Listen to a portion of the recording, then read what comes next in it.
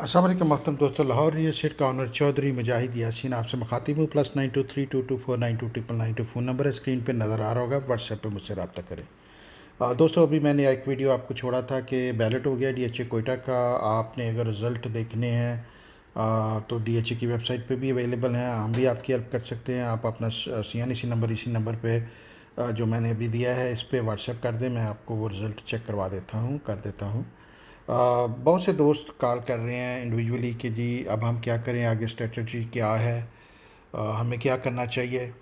मैंने कहा कि बजाय अलग-अलग हर एक को मैं मैसेज छोड़ूं, मैं एक ये ऑडियो रिकॉर्ड कर देता हूं ताकि आप सबको जो है ना मेरा मैसेज पहुंच जाए।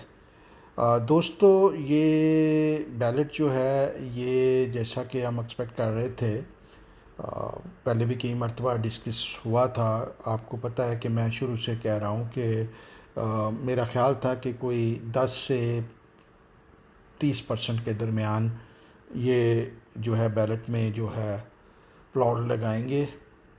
और रिसेंटली पिछले 3-4 माह से मैं आपको बता रहा था कि ये सेक्टर्स में प्लॉट लगेंगे। अच्छा किया है डीएचए ने। देखिए, अगर आज सारे मार्केट में प्लॉट लगा देते और ये सारे मार्केट में प्लॉट आ जाते तो मार्केट में गंद मच जाना था प्लॉटों का। तो ये एक अच्छी स्ट्रेटजी है, बजाय कि बैलेट को डिले करते या कुछ करते। उन्होंने कोई 25% के करीब रफली जो है ना नज़र आ रहा है कि इन्होंने प्लॉट जो हैं उनको सेक्टर नंबर लगाए हैं। यहाँ क्लियर कर दूं कि मार्च 1 2022 से पहले के भी जो पुरानी एलोकेशन है उन पे भी बहुत से लोगों के जो है ना नंबर नहीं लगे। किसी की अगर 2 फाइलें तो 1 लगा है, किसी की 3 है तो 1 लगा है। इसी तरह 15 दिसंबर से पहले सारे जो एलोकेशन है उनको भी सबको प्लॉट नंबर नहीं लगे या सेक्टर नंबर नहीं लगे। इनमें जो है दोनों में जो है हमारी अभी तक की जो कैलकुलेशन कह रही है कि रफली लग रहा है कि 25% के करीब लोगों को प्लॉट नंबर की अलॉटमेंट हुई है, यानी कि सेक्टर की अलॉटमेंट हुई है। ज़्यादातर सेक्टर A6 है, कुछ लोगों के हमें A5 भी नज़र आ रहे हैं, हो सकता है और भी हो, हम नंबर चेक कर रहे हैं। हमें अभी तक A5 और A6 नज़र आया है, फर्दर नज़र आएंगे तो आपको अपडेट कर देंगे। लोग पूछ रहे हैं आप क्या करना है, मैं अलीगढ़ का क्या होगा। मैं समझता हूँ ये बैलेट में ना सबसे ज़्यादा जो बेनिफिट हुआ है ना वो अलीगढ़ को हुआ है। देखिए, मैं ज़ाती तौर पे भी एक्सपेक्ट कर रहा था कि there was a slight chance कि कोई 15-20% जो का रिमेनिंग जो को 3500 प्लॉट पड़ा हुआ है, इसमें A1 A2 A3 में 1500 टोटल लगा था ना अर्ली बर्ड। तो बाकी जो है प्लॉट जो है मैं एक्सपेक्ट कर रहा था कि शायद इस बैलेट में कुछ प्लॉट, सारे नहीं तो कुछ प्लॉट उसमें से 1000-2000 उसमें डालते।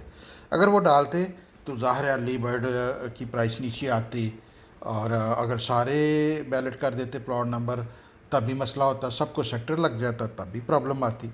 लेकिन बेहतर ये हुआ है, करंट जिस तरह की पॉलिटिकल इकनॉमिक सिचुएशन है ना उसमें ये एक अच्छी कार्रवाई है, एक अच्छा तरीका है कि इसको जो है सिर्फ सेक्टर जो है इन्होंने दिया है। सेक्टर से क्या होगा? सेक्टर से ये होगा कि जो जिनका पहले इस पैलेट में निकला है, ज़ाहिर है उनके डेवलपमेंट चार्जेस जो हैं वो डीएचए ने वेव ऑफ कर दिए हैं कम से कम जुलाई तक। और मेरा ज़ाती ख्याल है कि हो सकता है कि उससे भी ज़्यादा वो उस वक्त उस टाइम पे मार्केट कंडीशन देखते हुए हो सकता है उसको मज़ीद एक्सटेंड कर दें। डीएचए मुल्तान ने किया ना, कई सालों तक डिले किया है। जैसे जैसे डेवलपमेंट स्टार्ट करते हैं वैसे वैसे डेवलपमेंट चार्जेस स्टार्ट करते हैं। तो ये कोई बाइद नहीं है कि फ़र्दर एक्सटेंशन इसकी दिसंबर तक दे दें या उससे भी आगे दे दें। कम से कम जुलाई तक तो आपको कोई डेवलपमेंट चार्जेस नहीं देने हैं A5 A6 वालों को। तो उससे फ़ायदा ये हुआ है पहला कि डेवलपमेंट चार्जेस के वेवर की वजह से कम जुलाई तक तो इन प्लॉटों की जो इनको सेक्टर नंबर लगे हैं इनको प्राइस बेहतर होनी चाहिए। दूसरी बात यह है कि प्राइस इस वजह से भी बेहतर होगी कि सारा पैनिक सेलर जो है वो तो निकल गया, बैलेंस से पहले ही निकल गया। अब तो बायर स्टैंड बाई बैठे हुए थे कि प्लॉट आएँ और हम उसको बाय करें, प्लॉट को देख के बाय करें। ठीक है, कोई इसलिए तो नहीं बैठा हुआ था कि पहले बैलेट होगा तो फिर मैं निकलूँगा। जिसको डर था, जिसने अभी निकलना था वो तो निकल गया बैलेट से पहले। अब बायर ही होंगे जो अच्छे, मतलब उनकी कोशिश होगी कि अगर अर्ली बर्ड नहीं ले सकते तो A1 A6 A5 ले लें, जो भी नए बैलेट के प्लॉट हैं, सेक्टर हैं, वो ले लें, क्योंकि वो फर्स्ट इन लाइन होंगे ना अब डेवलपमेंट में। तो ये चीज़ है कि अर्ली बर्ड की प्राइस नीचे आ सकती थी अगर सबको प्लॉट नंबर लग जाते, या 3500 जो रिमेनिंग था A1 A2 3 में उसमें लग जाता, नए सेक्टर्स में प्लॉट लग जाते, तो उनका नुकसान हो जाना था। शुक्र है अल्लाह का कि वो अभी भी लिमिटेड 1500 प्लॉट हैं सिर्फ।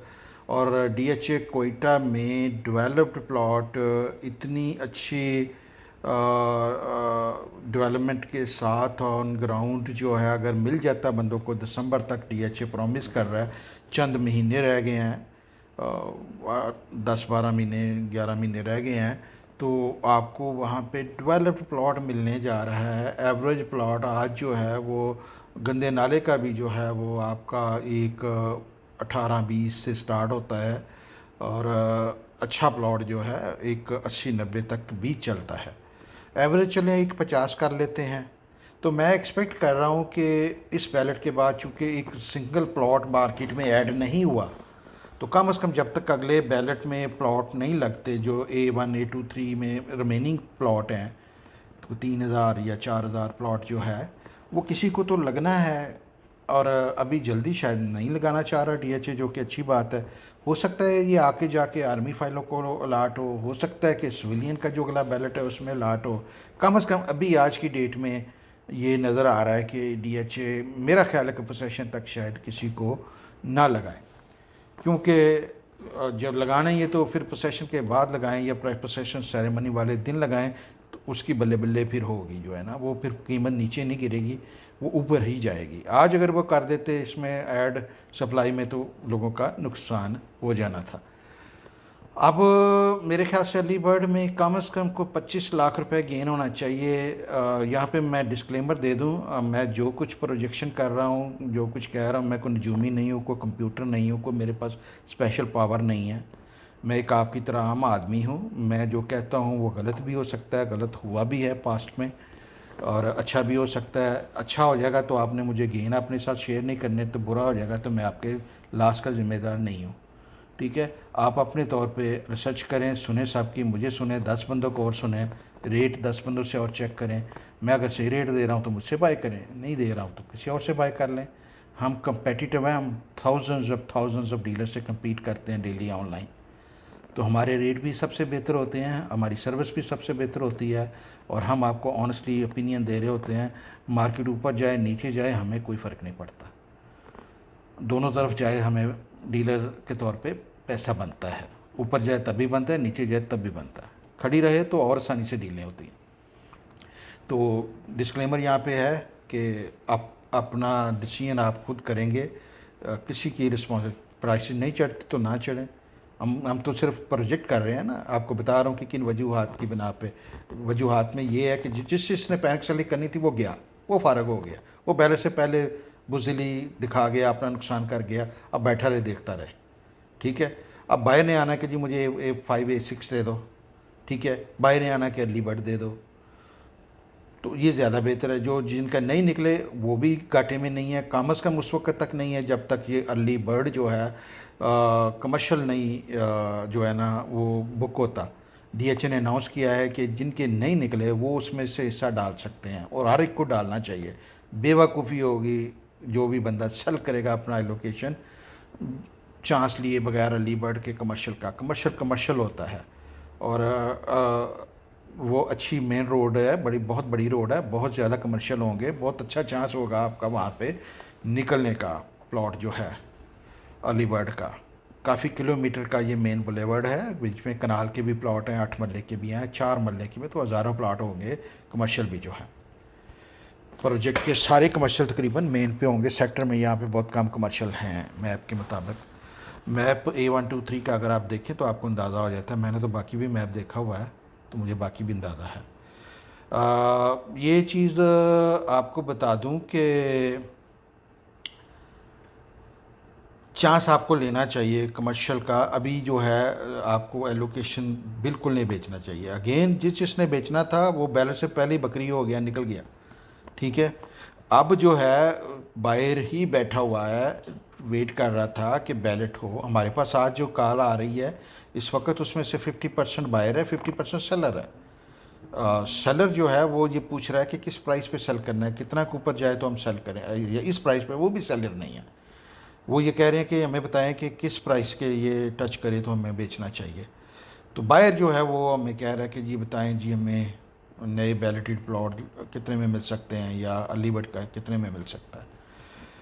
तो ये सूरत हाल है। मेरा ख्याल है कि कुछ 10 से 15 लाख रुपए जो है वो हमारा, ये जो सेक्टर के प्लॉट हैं इनके प्लॉट का रेट जो है वो पुराने एलोकेशन से अब बेहतर होना चाहिए।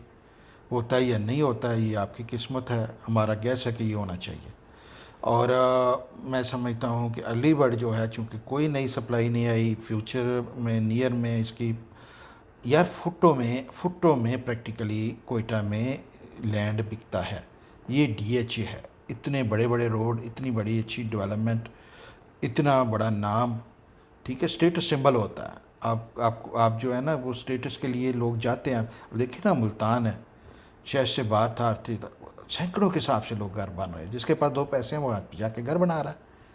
तो ये भी इसी तरह है, जैसे ये रेडी होगा, पहली क्लास की सोसाइटी पहले है। वहाँ पे जो प्रोजेक्ट है छोटे छोटे चंद चंद एकड़ के हैं, और अगेन वहाँ पे 4,000 5,000 6,000 स्क्वेयर फुट के हिसाब से जो है ना वो जगह बिकती है।